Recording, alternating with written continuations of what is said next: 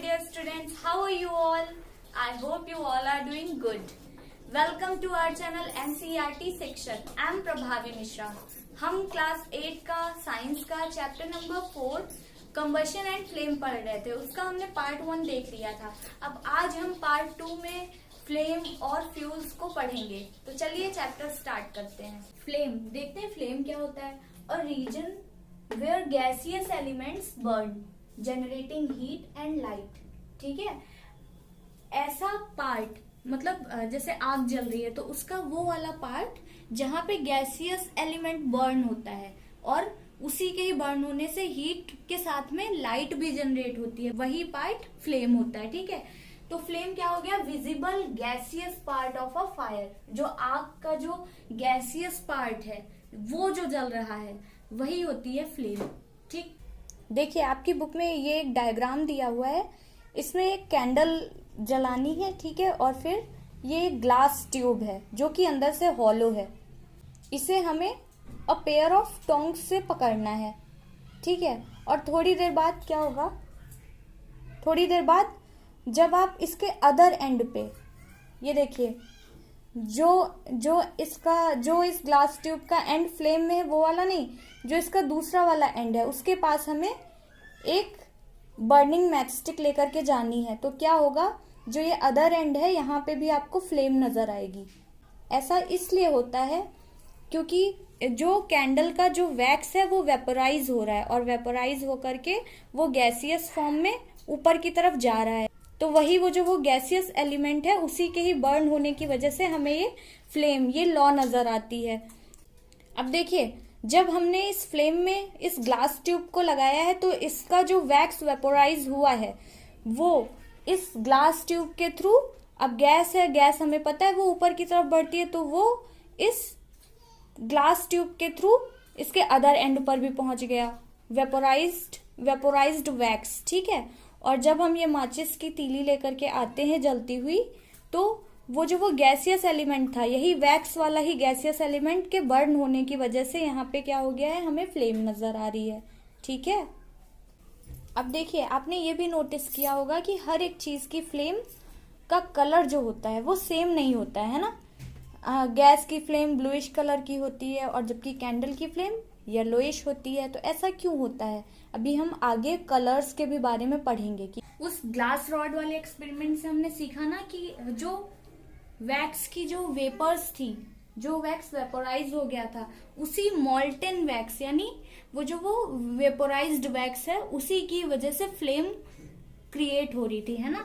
The substances which vaporise during burning gives flames. ऐसे substance जो burn होते time vaporise हो जाते हैं, सिर्फ वही फ्लेम देते हैं। For example kerosene oil.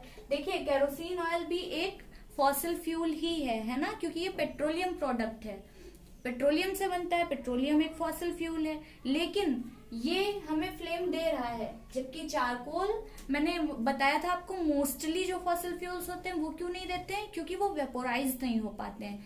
LPG भी एक फॉसिल फ्यूल है और वो भी हमें फ्लेम देती है। ठीक है, तो जो केरोसिन ऑयल है, एलपीजी है, ये सब वेपोराइज हो जा रहे हैं इसलिए ये फ्लेम दे रहे हैं। जबकि charcoal does not vaporise and so does not produce a flame. Charcoal vaporise नहीं हो रहा है इसीलिए वो फ्लेम नहीं देता है।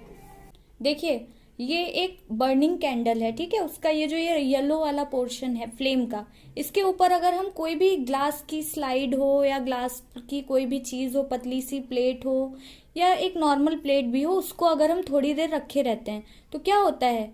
हमें ऐसा ब्लैक कलर की एक सर्कुलर रिंग टाइप की दिखाई देती है ना। तो जब हम इसका फ्लेम का जो येलो वाला यानी जो ल्यूमिनस पोर्शन है, ल्यूमिनस मतलब जो चमकदार पोर्शन है, उसके ऊपर जब हम ये रख रहे हैं तो हमें ये ब्लैक कलर का सर्कुलर डिपोजिशन देखने को मिलता है। ये अनबर्न्ड कार्बन का डिपोजिशन है, वो कार्बन जो अभी पूरी तरीके से जल नहीं पाया है, ठीक है, उसी के डिपॉजिट होने की वजह से हमें ये सर्कुलर रिंग दिखाई देती है। अब देखिए ये कैंडल बर्न हो रही है और हमें कॉपर वायर लेना है। कॉपर का वायर क्यों? क्योंकि वो हीट का कंडक्टर होता है। ठीक है, पिछले वाले एक्सपेरिमेंट में हमने ग्लास स्लाइड को जो ल्यूमिनस पार्ट था, जो येलो पार्ट था, वहां पे रखा था, है ना। इस वाले एक्सपेरिमेंट में हम ये जो ये कॉपर वायर है इसको हम नॉन ल्यूमिनस पार्ट यानी जो चमकीला पार्ट नहीं है, जो ये ब्लूइश पार्ट जो फ्लेम का सबसे बाहरी पार्ट होता है, वहां पर अगर हम 30 सेकंड के लिए इस वायर को पकड़े रहें तो 30 सेकंड के बाद क्या होगा, ये जो ये फ्लेम के जस्ट बाहर वाला पार्ट है ये बहुत ही ज्यादा गर्म और रेड कलर का हो जाएगा। तो इसका मतलब क्या हो गया, ये जो ये नॉन ल्यूमिनस जोन था ये हॉटेस्ट पार्ट होता है फ्लेम का। ठीक है, आपने ये देखा ही होगा कि जो गोल्ड स्मिथ वगैरह होते हैं वो लोग ब्लू कलर का जो पार्ट होता है फ्लेम का उसी को ही ब्लो करते हैं, सबसे बाहरी पार्ट को ब्लो करके जो भी गोल्ड या सिल्वर मेटल्स होते हैं उनको मेल्ट करते हैं, है ना। तो सबसे बाहरी पार्ट क्यों, ये जो नॉन ल्यूमिनस जोन वाला पार्ट है इसे क्यों यूज करते हैं, क्योंकि ये हॉटेस्ट जोन होता है किसी भी फ्लेम का। ठीक है, ये देखिए ये वही फायर एक्सटिंग्विशर है, इसके अंदर लिक्विड फॉर्म में कंप्रेस्ड कार्बन डाइऑक्साइड गैस भरी रहती है। ये हम लोगों ने अभी पढ़ा था ना कि फायर को एक्सटिंग्विश करने के लिए यूज किए जाते हैं, तो यही सिलेंडर्स। अब देखिए अभी जो हमने ये दो एक्सपेरिमेंट समझे, एक में जब हम येलो वाले पोर्शन पे रख रहे थे ग्लास स्लाइड को तो उसके ऊपर ब्लैक कलर की सर्कुलर रिंग बन जा रही थी, और दूसरे में कॉपर का वायर जो फ्लेम से जस्ट बाहर था वो बहुत ही ज्यादा गर्म हो जा रहा था। तो इससे हमें क्या समझ में आया, इससे हमें ये समझ में आता है कि जो फ्लेम होती है उसमें एक नॉन ल्यूमिनस जोन होता है और एक ल्यूमिनस जोन होता है ना। फ्लेम में एक्चुअली 3 जोन होते हैं। ये जो ये बाहर जो ब्लूइश कलर का है वो है आउटर मोस्ट जोन जो कि ब्लूइश होता है। ठीक है, और ये नॉन ल्यूमिनस होता है क्योंकि ये बहुत ज्यादा चमकीला नहीं होता है, और यहाँ पे कंप्लीट कंबशन होता है। ठीक है, ये कंप्लीट कंबशन वाला पार्ट है, इसीलिए ये हॉटेस्ट पार्ट होता है। और ये जो ये येलो कलर का आपको बीच वाला पोर्शन दिख रहा होगा ये मॉडरेटली हॉट होता है, मतलब बहुत ही ज्यादा गर्म नहीं होता है। ये ल्यूमिनस पार्ट होता है, बहुत चमकीला सा होता है ना, जो हमें बहुत चमकीली सी जो फ्लेम दिखती है वो येलो पार्ट की वजह से इतनी चमकीली होती है। यहाँ पे पार्शियल कंबशन होता है। ठीक है, तो इसी वजह से पार्शियल कंबशन हो रहा था तो जो बचा हुआ अनबर्न्ड कार्बन था वही डिपॉजिट हो जा रहा था ग्लास स्लाइड पे। अब आप देखिए ये जो ये कैंडल का ये जो विक है, विक मीन्स ये जो धागा ऊपर की तरफ निकला रहता है वो, उसके ऊपर की तरफ आपको ब्लैक कलर का सोलेंट पार्ट दिख रहा होगा ना, वो डार्क जोन होता है।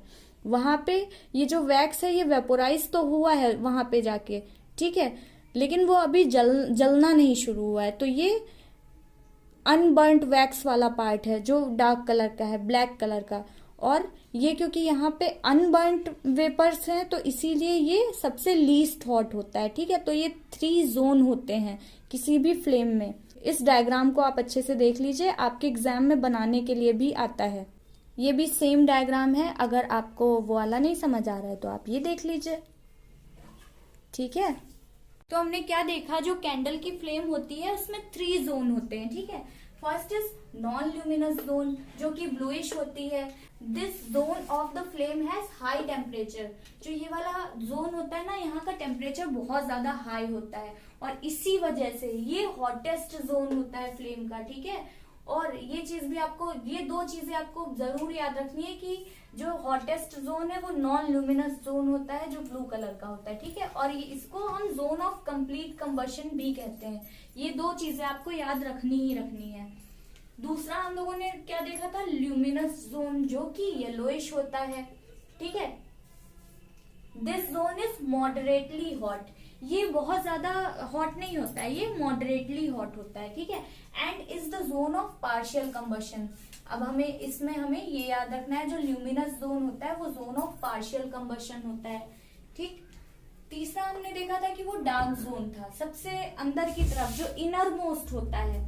जो नॉन ल्यूमिनस होता है या जो हॉटेस्ट जोन होता है वो आउटर मोस्ट होता है, सबसे बाहर की तरफ, और जो सबसे अंदर की तरफ होता है वो डार्क जोन होता है। ठीक है, और वो ब्लैक कलर का होता है।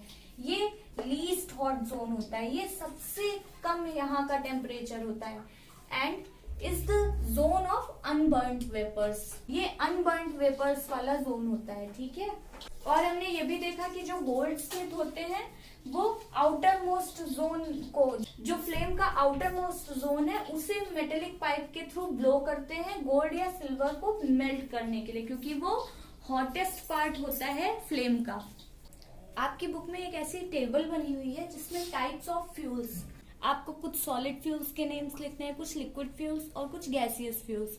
तो मैंने कुछ नेम्स लिख दिए हैं, बाकी तो आप अपने आप से भी लिख सकते हैं। सॉलिड फ्यूल में coal, wood, dry dung, liquid में kerosene oil, petrol, diesel, cooking oil, और गैसियस में natural gas, methane, coal gas etcetera. आप और भी नेम्स इसमें ऐड कर सकते हैं। अब हम देखते हैं कि फ्यूल होता क्या है। ऐसी कौन सी चीजें हैं जिन्हें हम फ्यूल मीन्स ईंधन कह सकते हैं। The sources of heat energy for domestic and industrial purposes are called as fuels. ये मैंने कॉल्ड एज को शॉर्ट फॉर्म में लिखा हुआ है।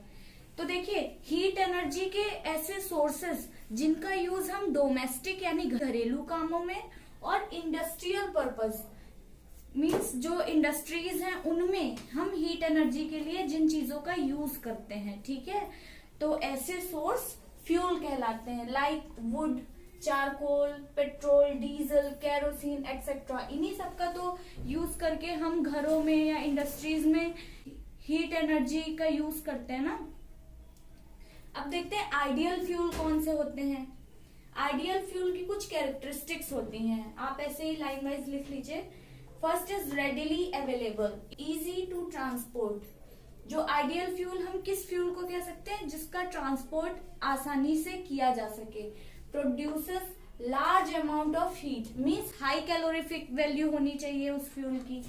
लीस्ट पोल्यूटिंग, जो ये पॉइजनस रेसिड्यूज छोड़ देते हैं या बहुत ज्यादा स्मोक क्रिएट करते हैं, तो उन्हें हम आइडियल फ्यूल नहीं मान सकते हैं क्योंकि वो पोल्यूशन क्रिएट करते हैं एनवायरमेंट के लिए, है ना। तो जो आइडियल फ्यूल, हम उस फ्यूल को कह सकते हैं जो लीस्ट पोल्यूटिंग हो और जो चीप हो, सस्ता हो, रेडिली कंबस्टिबल हो, मतलब आसानी से आग पकड़ ले। ऐसा ना हो कि हमें मतलब उस फ्यूल को जलाने में ही बहुत टाइम लग जा रहा है या हमें और किसी चीज की जरूरत पड़ रही है उसे जलाने के लिए, तो वो रेडिली कंबस्टिबल भी होना चाहिए। और Burns easily in air at a moderate rate, और एयर में आसानी से वो जल सके मॉडरेट रेट पे। मतलब ऐसा नहीं कि एकदम से कभी बहुत ज्यादा हीट एनर्जी दे रहा है, कभी बहुत कम दे रहा है, वो मॉडरेट रेट पे जलना चाहिए। ऐसे फ्यूल को हम आइडियल फ्यूल कह सकते हैं। लेकिन आपको पता है, ऐसा कोई भी फ्यूल नहीं है जो ये सारे के सारे क्राइटेरिया फुलफिल करता हो। तो पूरी तरीके से आइडियल फ्यूल कोई भी नहीं हो सकता है। तो अब ऐसी कंडीशन में हम उसे आइडियल फ्यूल मान लेते हैं जो इनमें से ज्यादातर क्राइटेरिया को फॉलो करता हो, ठीक है। तो इसीलिए जो नेचुरल गैस होती है और जो एलपीजी होती है, इसे हम आइडियल फ्यूल मानते हैं क्योंकि वो लीस्ट पोल्यूटिंग होता है, सस्ता भी होता है, सिलेंडर या पाइपलाइन के थ्रू इजीली ट्रांसपोर्ट कर सकते हैं, उसकी कैलोरीफिक वैल्यू भी हाई होती है। तो ज्यादा से ज्यादा क्राइटेरिया जो फॉलो करता है उसे ही हम आइडियल फ्यूल मान लेते हैं। अच्छा, आप ये बताइए कि अगर आपको एक पैन भर करके वाटर बॉईल करने के लिए कहा जाए तो आप कौन सा फ्यूल यूज करेंगे, काऊ डंग, कोल या फिर एलपीजी? सोच कर बताइए। आप अपने पेरेंट्स की भी हेल्प ले सकते हैं। मोस्टली लोगों का आंसर ये होगा कि वो एलपीजी यूज करेंगे, है ना। क्यों? देखिए, कोल है या जो काऊ डंग है, इन सबको जलाने में टाइम लगता है क्योंकि ये बहुत जल्दी नहीं जलेंगे या फिर ये बहुत ज्यादा स्मोक क्रिएट करते हैं, पोल्यूशन बहुत ज्यादा क्रिएट करते हैं, और ये एलपीजी की अपेक्षा महंगे भी पड़ सकते हैं, ना। तो और इनको ट्रांसपोर्ट भी जो है आसान नहीं होता है। तो यही सारी चीजें हैं, इसीलिए हम एलपीजी को प्रिफर करेंगे। सबसे उसका जो मेन चीज है वो एलपीजी इन सब में से लीस्ट पोल्यूटिंग होता है। देखिए, अभी हम जब आइडियल फ्यूल पढ़ रहे थे तो वहां पे कैलोरीफिक वैल्यू की बात आई थी ना। तो देखते हैं कि कैलोरीफिक वैल्यू क्या होती है। The amount of heat energy produced on complete combustion of 1 kilogram of a fuel is called as calorific value. किसी भी फ्यूल का 1 किलोग्राम के कंप्लीट कंबशन से जितनी भी हीट एनर्जी प्रोड्यूस होती है उसे ही हम कैलोरीफिक वैल्यू कहते हैं। ठीक है, अब हम इसे कैसे रिप्रेजेंट कर सकते हैं? Calorific value equals to amount of heat produce, है ना, amount of heat produced upon weight of the fuel burn. ठीक है, क्योंकि किसी भी फ्यूल का 1 किलोग्राम का कंप्लीट कंबशन होने पर जितनी हीट एनर्जी प्रोड्यूस होगी वही होता है ना कैलोरीफिक वैल्यू। तो ऐसे हम निकाल सकते हैं, और ये बहुत इंपॉर्टेंट है, आपको ये भी याद रखना है। कई बार कैलोरीफिक वैल्यू निकालने के लिए भी आता है क्वेश्चन में। ठीक है, its unit is kilo joule पर केजी, किलो जूल पर केजी। ठीक है, इसको इस तरीके से रिप्रेजेंट करते हैं, स्मॉल के कैपिटल जे अपॉन केजी। ठीक है, आपकी बुक में एक टेबल बनी हुई है जिसमें कई सारे फ्यूल्स की कैलोरीफिक वैल्यू दी गई है। ठीक है, काऊ डंग की कैलोरीफिक वैल्यू होती है 6000 टू 8000, वुड की 17000 टू 22000, कोल की होती है 25000 टू 33000, पेट्रोल की 45000। पेट्रोल, केरोसिन, डीजल, इन तीनों की कैलोरीफिक वैल्यू देखिए सेम है 45000। ठीक है, और मीथेन की होती है 50000, सीएनजी और मीथेन की सेम है। एलपीजी की कैलोरीफिक वैल्यू है 55000, बायोगैस की 35000 टू 40000, हाइड्रोजन की 1,50,000।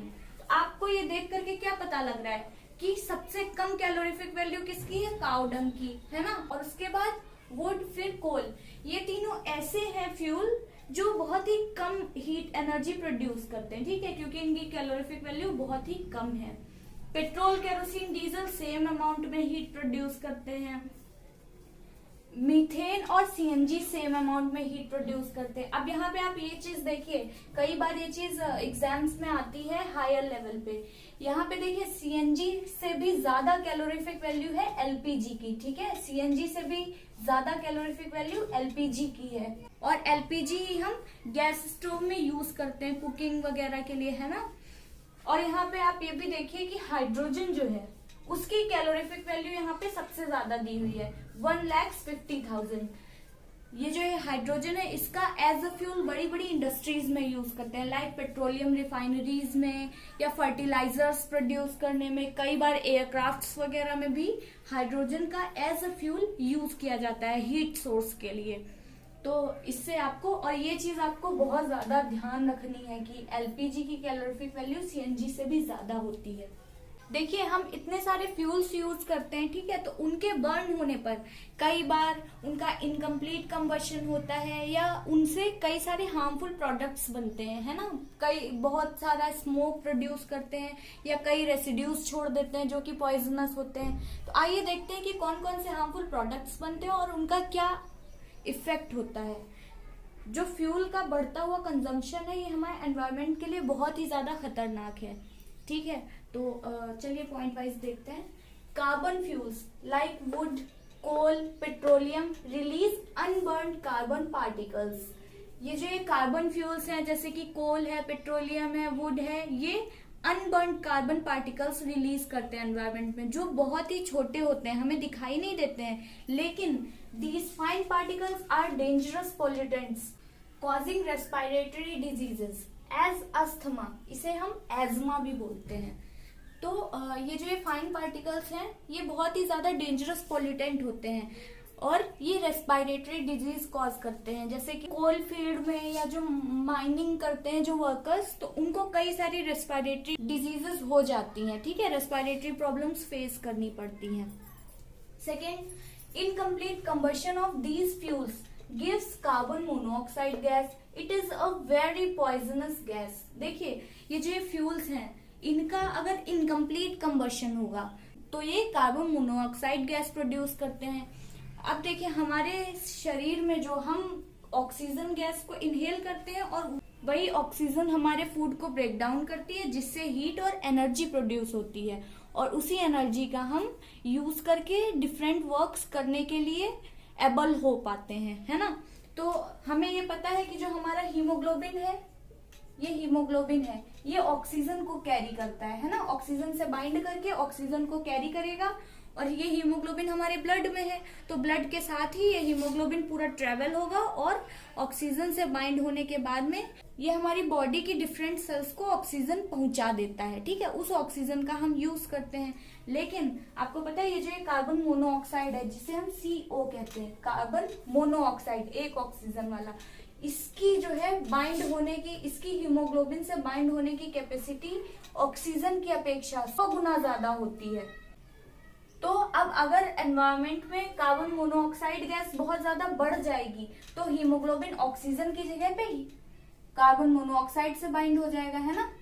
जब हीमोग्लोबिन कार्बन मोनोऑक्साइड के साथ में बाइंड होगा तो वो हमारी बॉडी के डिफरेंट पार्ट्स में ब्लड के थ्रू क्या पहुंचाएगा, कार्बन मोनोऑक्साइड पूरी बॉडी में जाकर के दे आएगा, है ना। तो हमारी सेल्स में जब कार्बन मोनोऑक्साइड भर जाएगा, और हमने पढ़ा है कि ये बहुत ही ज्यादा पॉइजनस गैस होती है, तो हमारी जो सेल्स होती हैं वो सफोकेट हो जाएंगी, वो डेड हो जाएंगी, और इससे पर्सन की डेथ भी हो जाती है।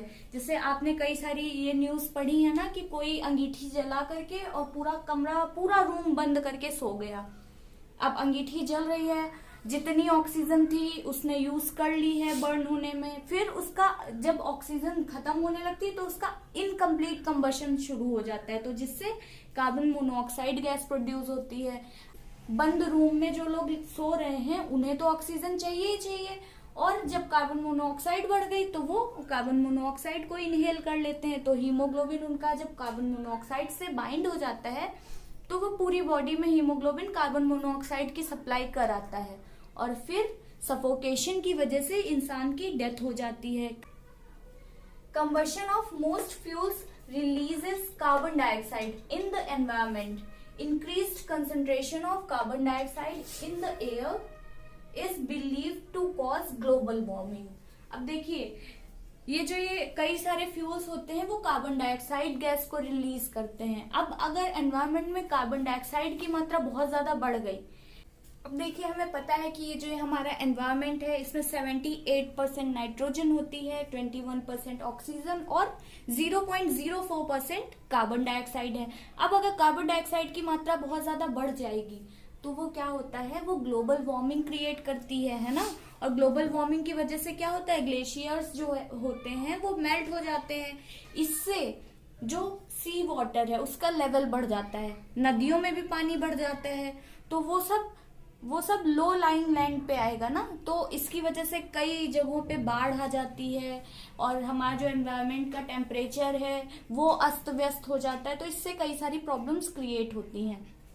Next is burning of coal and diesel releases sulphur dioxide, SO2 sulphur dioxide release करता है कोल और डीजल बर्न होने पर। It is an extremely suffocating and corrosive gas. ये बहुत ही ज्यादा सफोकेटिंग होती है। अगर हम ज्यादा सल्फर डाइऑक्साइड इनहेल कर लेना तो हमें आंखों में जलन और बहुत सांस लेने में प्रॉब्लम्स, ये सारी प्रॉब्लम्स हमें फेस करनी पड़ती हैं। और ये कोरोसिव गैस है। कोरोसिव गैस का मतलब कि हमारी जो टिश्यूज हैं उन पर अटैक करके उनको भी डैमेज करती है। तो अब ये कितनी ज्यादा हार्मफुल है हम समझ सकते हैं। उसी के नीचे हम 5th पॉइंट लिखेंगे, petrol engines give of gaseous oxides of nitrogen, जिन्हें हम नाइट्रस ऑक्साइड्स भी कहते हैं। जो ये पेट्रोल इंजन्स होते हैं, तो जब पेट्रोल बर्न होता है तो वो गैसियस ऑक्साइड्स क्रिएट करता है, ठीक है। Oxides of sulphur and nitrogen, ये सल्फर के ऑक्साइड्स और नाइट्रोजन के ऑक्साइड्स हैं, ये रेन वाटर में डिसॉल्व हो जाते हैं एंड फॉर्म एसिड्स, और उसके साथ में मिलकर के ये एसिड फॉर्म करते हैं। Such rain is called as acid rain. और फिर जब रेन होती है तो उसे हम एसिड रेन कहते हैं। It is very harmful for crops, building, soil, aquatic life, animals. और ये बहुत ही ज्यादा हार्मफुल होती है क्रॉप्स के लिए, बिल्डिंग्स के लिए, सॉइल के लिए, यहाँ पे ए होगा, एक्वाटिक लाइफ और एनिमल्स के लिए भी। आपने ताजमहल देखा ही है, वो संगमरमर का बना हुआ है, और वो जो येलो हुआ जा रहा है ना, येलोइश हो रहा है, तो उसकी हर साल कितना ज्यादा उसकी सफाई की जाती है, उसे हर साल पेंट करना पड़ता है। तो ये जो येलोइश हो रहा है ये किस वजह से, एसिड रेन की वजह से। देखिए वो कितना मतलब प्राचीन है, एक मॉन्यूमेंट है और वो भी खराब हुआ जा रहा है। तो बिल्डिंग को इतना नुकसान हो सकता है तो हम लोगों को कितना नुकसान होता होगा, है ना। ये हमारी स्किन पे कई एसिड्स, कई बार क्या होता है ये एसिड रेन की वजह से स्किन डिजीजेस भी हो जाती हैं। और जो एक्वेटिक लाइफ है उनके लिए तो बहुत ही ज्यादा खतरनाक है। The use of diesel and petrol as fuels in automobiles is being replaced by CNG because CNG is a cleaner fuel। तो इसीलिए जो ऑटोमोबाइल्स होते हैं उनमें डीजल या पेट्रोल की जगह पे अब CNG का यूज होने लग गया है, क्योंकि CNG हमें पता है कि वो बहुत ही कम रेसिड्यूज छोड़ता है ना, तो वो बहुत कम पोल्यूशन करता है, इसीलिए हम इसे क्लीनर फ्यूल भी कहते हैं। और ताजमहल के आसपास के एरिया में जो पेट्रोल होता है उसे और ज्यादा उसकी रिफाइनिंग करके वो लेड उसमें से रिमूव कर देते हैं, जिससे जो ताजमहल है उसे प्रोटेक्ट किया जा सके। अब देखिए डिफॉरेस्टेशन क्या होता है। आपकी बुक में डिफॉरेस्टेशन आया है, तो देखते हैं डिफॉरेस्टेशन क्या होता है। Cutting of trees on large scale. जब हम लार्ज स्केल पे ट्रीज को कट करते हैं इतना ज्यादा कि पूरे पूरे फॉरेस्ट ही उजड़ जाते हैं, है ना। कई बार क्या होता है ये बढ़ती हुई पॉपुलेशन के लिए, घर बनाने के लिए, है ना, कई बार इंडस्ट्रियलाइजेशन के लिए, इंडस्ट्रीज को एस्टेब्लिश करने के लिए फॉरेस्ट को खत्म किया जा रहा है, तो यही होता है डिफॉरेस्टेशन। और इसे हम ऐसे भी लिख सकते हैं, large scale removal of trees from forest. Forest से ट्रीज हटाना, यानी कि फॉरेस्ट पूरा तबाह हो जाएगा, इसे भी हम डिफॉरेस्टेशन कहते हैं। अभी अगर यहाँ पे डी की जगह पे, डी का मतलब होता है हटाना, ठीक है। अभी यहाँ पे अगर एफॉरेस्टेशन होता, एफॉरेस्टेशन का मतलब होता है लार्ज स्केल पे प्लांट्स को लगाना। आई होप आपको ये समझ आ गया होगा डिफरेंस। देखिए आपकी बुक में एक टर्म आया है ग्लोबल वार्मिंग, ठीक है। आप इसके नेम से ही देखिए, ग्लोबल का मतलब ग्लोब यानी पूरी अर्थ, और वार्मिंग मतलब गर्म होना। तो the rise in temperature of the atmosphere of the earth, जो हमारी अर्थ है उसके एटमॉस्फेयर का टेम्परेचर जब बढ़ जाता है बहुत ज्यादा, तो उसी को ही हम ग्लोबल वार्मिंग कहते हैं। और ऐसा किस वजह से होता है? ग्रीन हाउस गैसेस की वजह से होता है, जैसे कि कार्बन डाइऑक्साइड है, मीथेन है, जितनी भी ग्रीन हाउस गैसेस हैं वो हमारी अर्थ के एटमॉस्फेयर का टेम्परेचर बढ़ा देती है, और जिसकी वजह से ग्लेशियर्स पिघल जाते हैं और कोस्टल एरियाज में बाढ़ आ जाती है, ठीक है। और एक टर्म आया था एसिड रेन। एसिड रेन क्या होता है? Any form of precipitation. Precipitation का मतलब हमें पता है कि जब आसमान से वाटर ड्रॉप्स के रूप में नीचे आता है, यानी बारिश, उसी को ही हम प्रेसिपिटेशन कहते हैं। कई बार क्या होता है, प्रेसिपिटेशन यहाँ पे इसलिए यूज किया गया है क्योंकि कई बार ऊपर से तो वाटर ड्रॉप्स के फॉर्म में आया, लेकिन नीचे आते आते वो वाटर वेपर के फॉर्म में हो जाता है, तो इसीलिए यहाँ पे दिया है any form of precipitation with acidic components. तो वो वाटर नीचे आ रहा है अर्थ पे, अगर उसमें एसिडिक कंपोनेंट्स हैं तो उसे हम एसिड रेन कहते हैं। नाम में ही है ऐसी रेन जिसमें एसिड मिक्स हो। तो क्या हो गया इसका मतलब? Oxides of sulphur and nitrogen, यानी सल्फर और नाइट्रोजन के ऑक्साइड्स प्लस रेन वाटर, यानी रेन वाटर में जब oxides of sulphur and nitrogen mix हो जाएंगे तो वही बनाता है एसिड रेन। एसिड रेन से हमने देखा था, ताजमहल वाला एग्जाम्पल हम पढ़ ही चुके हैं। और जो स्टैचू ऑफ लिबर्टी है वो हमें पता है कि वो कॉपर का है, ठीक है। और कॉपर एक मेटल है, तो जो मेटल्स होते हैं वो एसिड के साथ में रिएक्ट करते हैं ना, तो वो कॉपर का है और वो एसिड के साथ में रिएक्ट करके एसिड रेन की वजह से उसका जो कलर है वो ग्रीन हुआ जा रहा है, उसका भी कलर चेंज हो रहा है, तो उसे भी हार्म हो रहा है। और हम लोगों ने कई सारे इफेक्ट्स पढ़े ही हैं कि हम लोगों को भी दिक्कतें हो जाती हैं, एनिमल्स को भी हो जाती हैं। नेक्स्ट टर्म आया है फ्यूल इफिशियंसी। इफिशियंसी का मतलब भी होता है कैपेसिटी, एबिलिटी, ठीक। अब यहाँ पे फ्यूल की एफिशिएंसी की बात की जा रही है, तो फ्यूल का काम ही होता है हीट एनर्जी प्रोड्यूस करना, ठीक। तो वो कितना ज्यादा कोई भी फ्यूल हीट एनर्जी प्रोड्यूस कर रहा है वही उस फ्यूल की इफिशियंसी है, ठीक है, ये वही उस फ्यूल की कैपेसिटी है। तो fuel efficiency is expressed in terms of its calorific value. हमें पता है कि 1 किलोग्राम फ्यूल के कंप्लीट कंबशन से जितनी भी हीट एनर्जी प्रोड्यूस होती है उसे हम कैलोरीफिक वैल्यू कहते हैं। तो ये क्या है? ये उस फ्यूल की कैपेसिटी ही तो है, इसीलिए जो फ्यूल की इफिशियंसी होती है उसे हम कैलोरीफिक वैल्यू के टर्म्स में रिप्रेजेंट करते हैं, एक्सप्रेस करते हैं, और जिसकी यूनिट क्या होती है, किलोजूल पर किलोग्राम। तो बेटा इसी के साथ हमारा ये वाला चैप्टर कंप्लीट होता है। और अब भी अगर आपको इसमें कोई भी डाउट हो या कोई भी चीज़ नहीं समझ आई हो तो आप मुझे कमेंट करिएगा। आई होप आपको ये चैप्टर अच्छे से समझ आ गया होगा। और अगर आपको ये वीडियो पसंद आई हो, आपको सब अच्छे से समझ आ गया हो, तो प्लीज़ इस वीडियो को लाइक कीजिए, चैनल को सब्सक्राइब कीजिए एंड अपने फ्रेंड्स के साथ शेयर कीजिए। Thank you.